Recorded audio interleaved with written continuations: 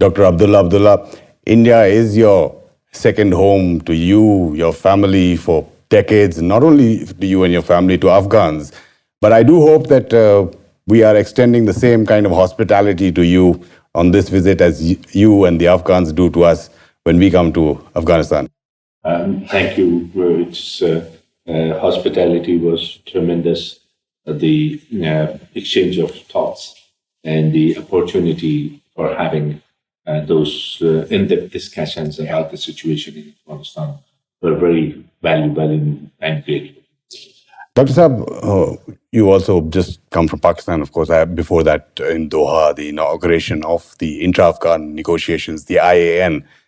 First Vice President Amrullah Saleh says that's the wrong terminology. It should be called Afghan Peace Negotiations, APN. But that despite, they seem to be stuck at the moment in terms of rules, in terms of procedures that both sides want to agree on. We are still hopeful that we have progress. Yeah. Yes, the people of Afghanistan expected much more speedy progress. Yeah. And that doesn't mean that they don't understand the historic opportunity which has been created, but at the same time, because the level of violence has continued and increased in some cases, the people of Afghanistan are very concerned, but at the same time, they are hopeful. So are we, as people who are overseeing the negotiations there. I've not lost my hopes. I think that hopefully we will have some progress in terms of the contents of the agenda, including agreeing ceasefire, reduction of violence. At the moment, it seems that they're stuck over issues like the US Taliban deal, whether that's the mother of all deals to talk about, Hanafi jurisprudence, reduction of violence, as you're saying, which all Afghans want. What's the stumbling block at the moment? The main issue at the moment is the focus on what is the basis of these negotiations. Do we need to refer to one agreement or different agreements about the basis of this? The basis of this should be the demand of the people of Afghanistan that want us to negotiate. And then both sides could raise anything and put anything on the table and try to find a solution in between. So that in that regard, our negotiating team has been extremely flexible. And that's how they had been advised to be. And they will continue to do so. And that's the main issue. And then agreeing on protection and violence.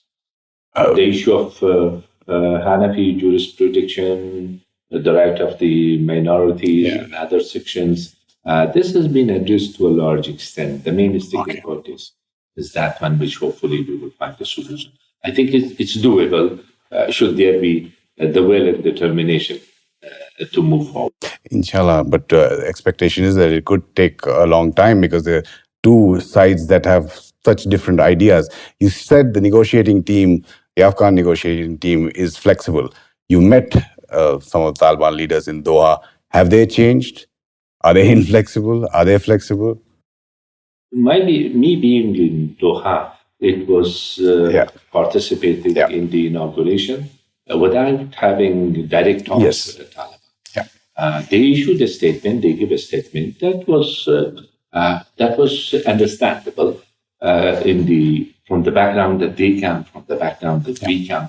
It started well, I should say, by both sides, and then everybody's will and determination will be tested during the talks. True.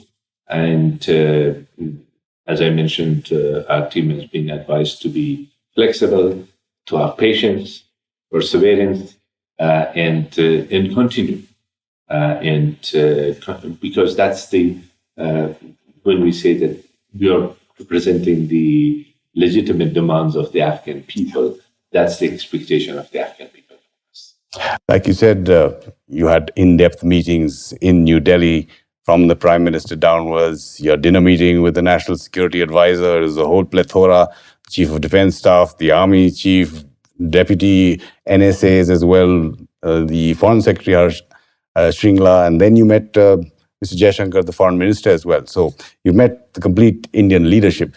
From the top down, I believe you've been told that India supports whatever the Afghan people support in terms of peace. That is the basic principled position that was reinstated by Prime Minister Narendra Modi, which I consider as a friend, and the leadership in the diplomatic and military security establishment.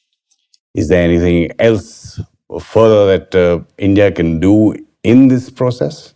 India will maintain its engagements with the Afghan side, with the Islamic Republic, and those engagements will be more focused and further strengthened and re-energized.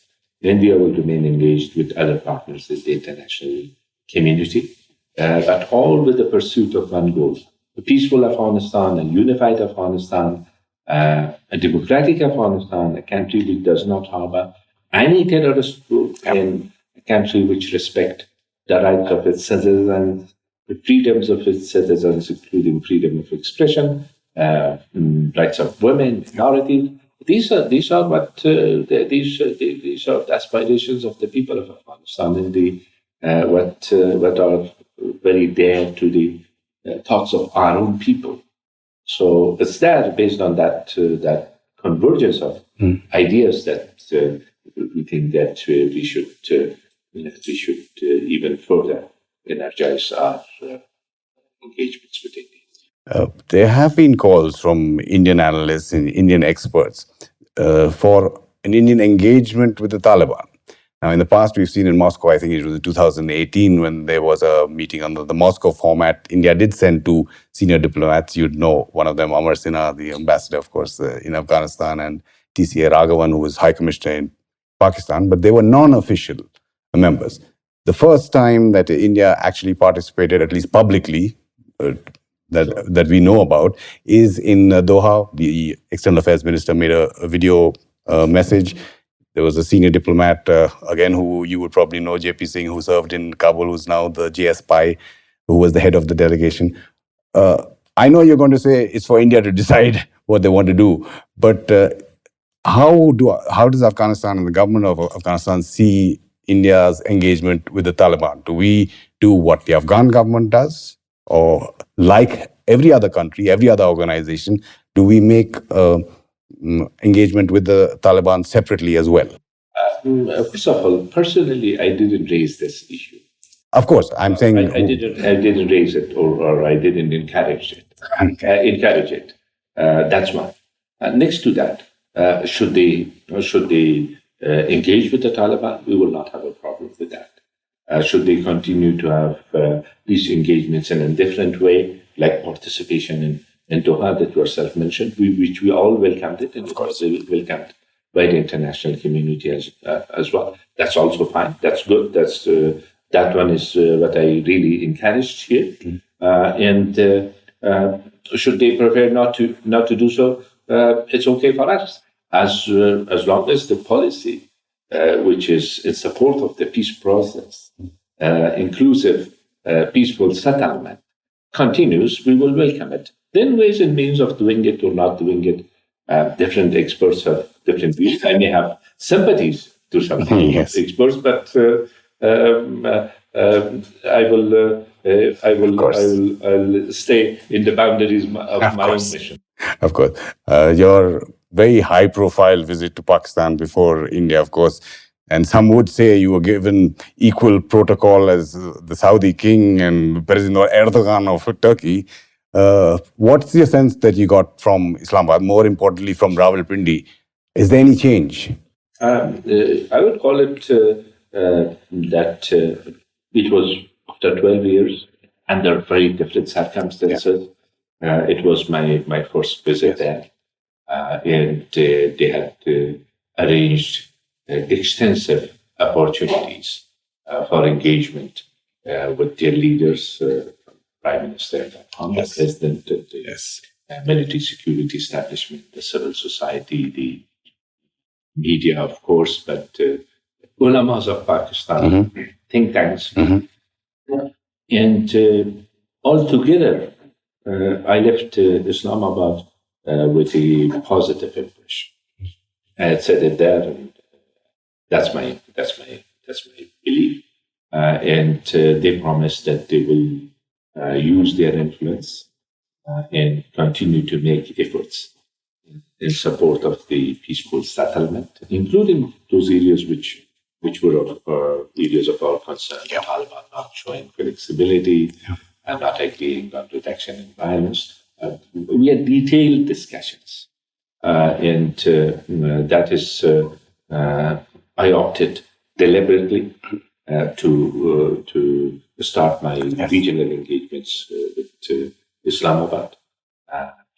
And issues of bilateral relations, I only contained myself with some of the demands of the citizens of our country, which were related to visa, trade, refugees, Afghans staying in Pakistan.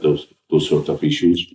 Trade, Turkam. That was about the government will continue their own engagement through those issues. I raised those things, in which their response was positive in that regard.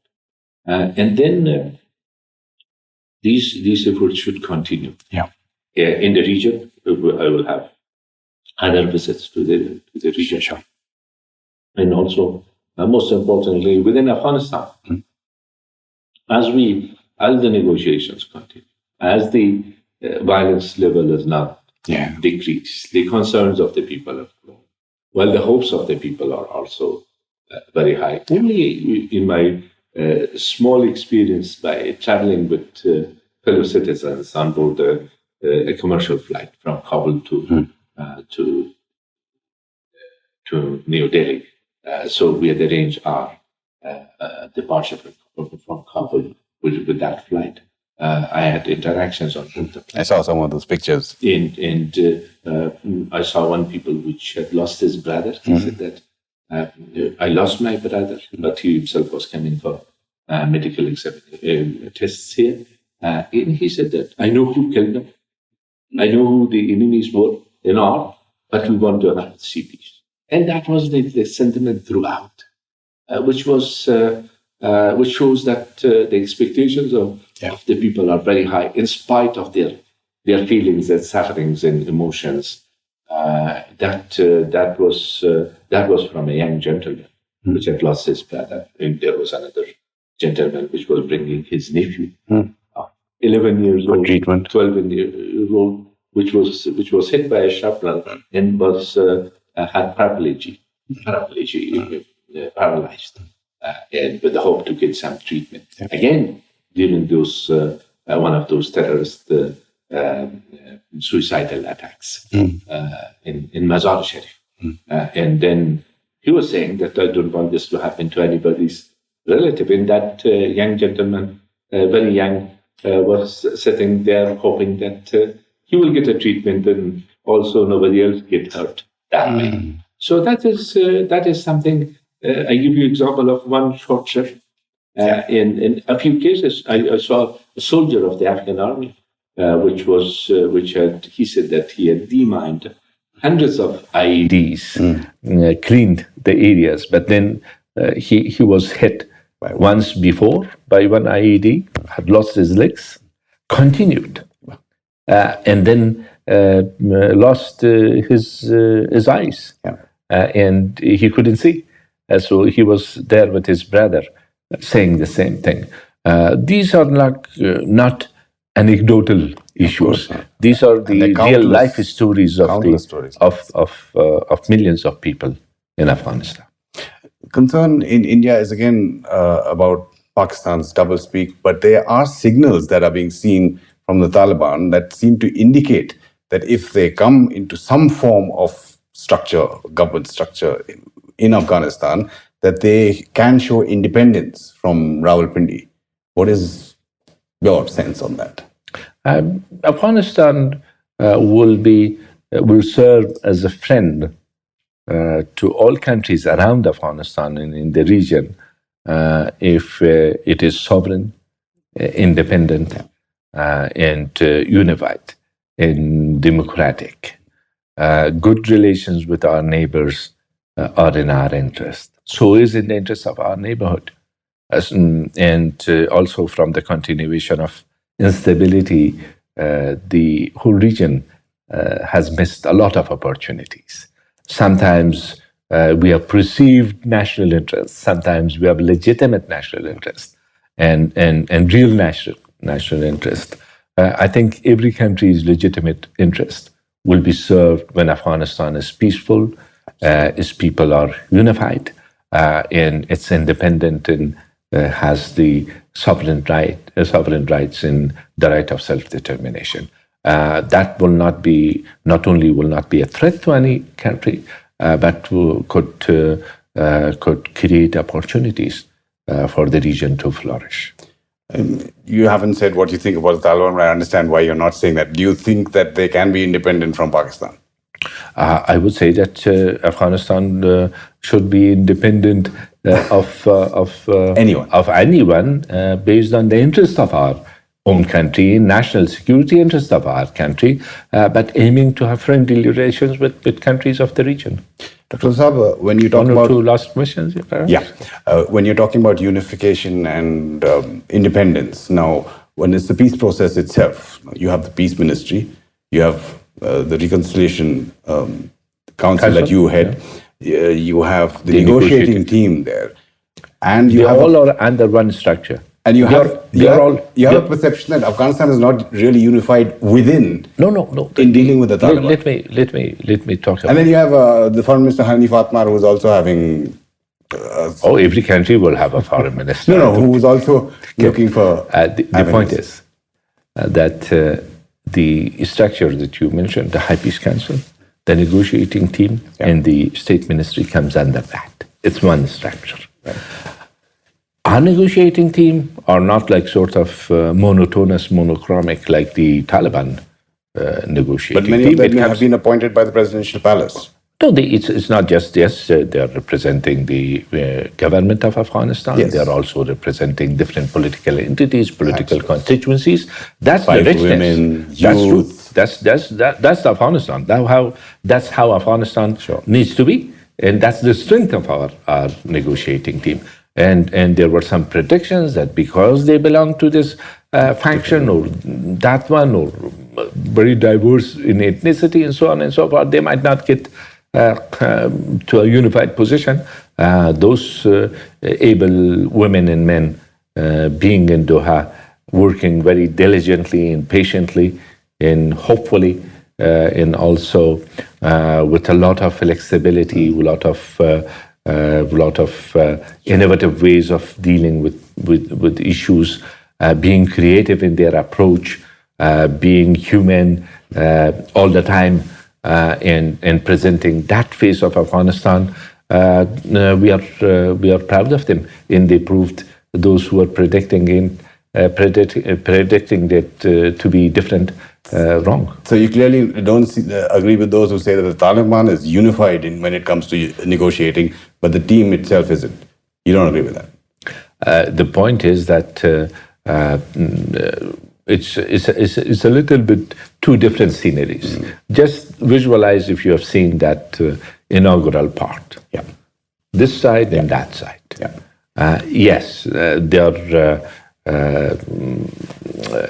very similar to one another in terms of approach, in terms of thinking. That's one. But in a democratic system, which people have learned to criticize, to be criticized, to oppose, to be opposed, you don't expect the same nature. Just a question on China, because the worries, again, you know what's happening with India and you know what's happening with China across the globe, whether it's in the South China Sea, etc. China had a quadrilateral with Pakistan, with Afghanistan's foreign ministers and Nepal to extend the BRI, the CPEC. Afghanistan, of course, is that hub for continuity. Is there anything that India needs to worry about of increased Chinese involvement in Afghanistan? I would say that for every country with its aspirations to take the different interest of different countries into account, legitimate interest of different countries into account is important. When it comes to Afghanistan, most of those connectivity projects like TAPI, CASA, and others that we have, they have not been materialized as such because of the continuation of instability. And then we also expect countries to help us, of course, in support of stabilization of the country. Tensions between different countries impacts us adversely. We are aware of that. Can we do anything about it? Absolutely not. We have to deal with our own situations and hope for a better future. And a better future. My last question is on another institution, if I can call it now, that unites India and Afghanistan, which is cricket. And IPL, and Rashid Khan, and you have all your big superstars now who are followed so intently in India. And that's something brilliant, absolutely, to see. We have a stadium in Kandahar that we are building. Yes, of course. The other night, in spite of being busy, you were watching a few minutes, not the night before, but then, the day before, yesterday in the evening, with my son and my children, we were watching. And especially, we were looking towards Rashid Khan, of course. Nabi, and I think he took his 2 wickets in 1 over yesterday, if that's correct. True. So that's in his own way, and also doing this towards the end of it. Dr. Saab, again, as usual, it's been an absolute pleasure. Pleasure to see you in Good Kabul to see you again. very soon. Tashakkur, Okay, good. Manana. Tashakkur. Thank you. Thanks.